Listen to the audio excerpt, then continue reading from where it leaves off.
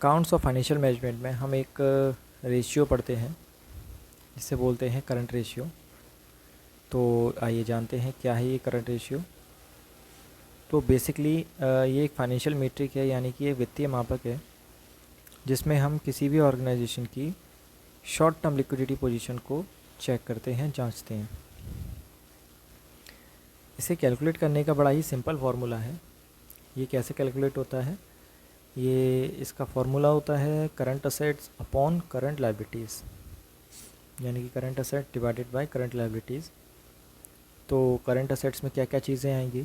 तो हम किसी भी ऑर्गेनाइजेशन की बैलेंस शीट जब उठाएंगे तो उसके अंदर करंट असेट्स में कुछ चीज़ें आती हैं, जिसमें इन्वेंट्री रहती है, कैश रहता है, बैंक रहता है, और कोई भी ऐसी एसेट्स जो कि विद इन 1 ईयर कैश में कन्वर्ट जिसका एक्सपेक्टेड हो, तो वो करंट असेट्स में आता है। और ट्रेड रिसीवल्स करंट असेट्स के अंदर आते हैं।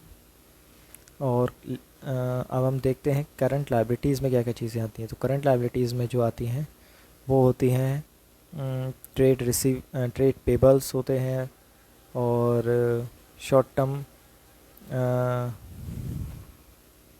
हमारे शॉर्ट टर्म लोन्स जो कि विद इन 1 ईयर पे होने हैं, वो करंट लायबिलिटीज़ के अंदर आते हैं।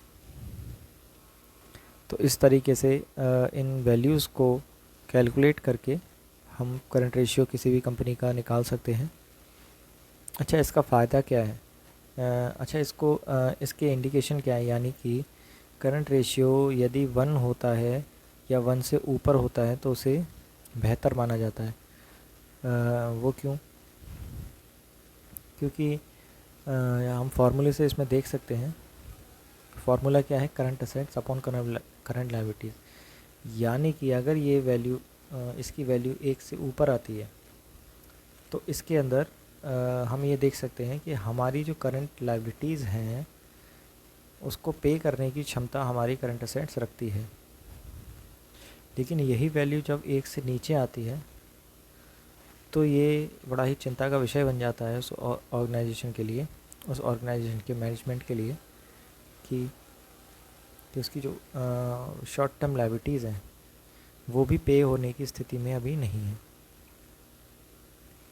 तो ये जो फार्मूला है ये इतनी सारी इन्फॉर्मेशन किसी भी ऑर्गेनाइजेशन की दे देता है। तो इसीलिए कोई भी ऑर्गेनाइजेशन करंट रेशियो को मेंटेन करना चाहती है। तो इस तरह हमने जाना कि करंट रेशियो की क्या वैल्यू है। और इस तरह की जानकारी के लिए आप हमारे चैनल के साथ बने रह सकते हैं। आने वाले वीडियोस में हम और भी ज़्यादा जानकारी देंगे। तब तक के लिए थैंक यू, बाय बाय।